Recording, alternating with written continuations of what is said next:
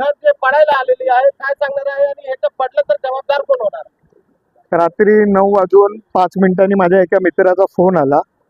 Road number 10 plot number 24J1 हे घर पडण्यासाठी आलेलं आहे. तर इथं मोठी जीवितहानी होऊ शकते. तर मी इथं पोचलो आणि बघितलं तर ते घर पूर्ण वाकलेलं आहे.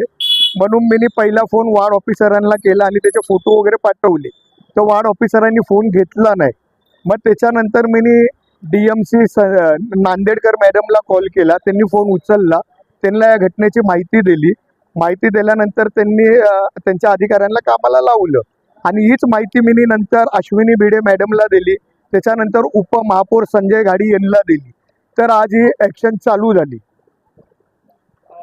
तुमच्यावर महानगरपालिकेचे अधिकाऱ्यांनी काय क्लेम केलेला आहे? बॉन्ड भरायला आला तुमचा, म्हणजे तुम्ही वारंवार कंप्लेंट केलं म्हणून तुमची तक्रार केलेली आहे, त्यावर काय? मी वारंवार अनधिकृत बांधकामाचा पाठपुरवठा करत असतो.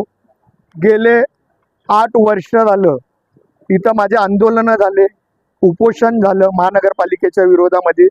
पण अनधिकृत बांधकाम काही थांबत नाही. त्याला कुठंतरी महानगरपालिकेचे अधिकारी जबाबदार आहेत. आज तुम्ही बघितलं तर ही इमारत पडायला आली. ही इमारत फक्त 2 वर्ष पण नाही झालेत बनवलेत. तर 2 वर्षाच्या टायमाला इथं कोण AE होते, इमारत कारखान्याचे कोण अधिकारी होते? जर ते अधिकारी इथं असताना ही इमारत झाली कशी?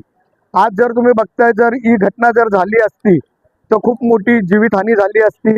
पण कुठंतरी ईश्वराच्या साक्षीने ते थांबलेलं आहे आणि असं होऊ नये. साहेब, पूर्ण शिवाजीनगरमध्ये 4-4 माला 5-5 माला लोक जीव बघत नाहीये, फक्त पैसेकडे बघतायत, पैसेकडे पाहतायत आणि ते ठोकतायत. काय जीवितहानी झाली तर कोणाला जबाबदार? स्थानिक आमदार, स्थानिक खासदार, स्थानिक नगरसेवक, स्थानिक पोलीस स्टेशन? याच्यामध्ये महानगरपालिका आणि इथलचे गावगुंड ठेकेदार यांच्या सहमताने हे सर्व होतं. जर महानगरपालिकेने जर मनावर घेतलं तर एकही काम होऊ शकत नाही. पण महानगरपालिकेचे भ्रष्ट अधिकारी या सर्व गावगुंडांना मदत करतात आणि यांच्यावर कारवाई करत नाही. पुढच्या स्टेप काय असेल? आता मी आत्तापर्यंत 70 ते 80 घरांच्या तक्रारी केलेल्या आहेत. इनलिगल कामं चालू आहेत. ते इनलिगल कामाची पूर्ण फाईल बनवून मी हायकोर्टामध्ये PL दाखल करत आहे महानगरपालिकेच्या विरोधामध्ये.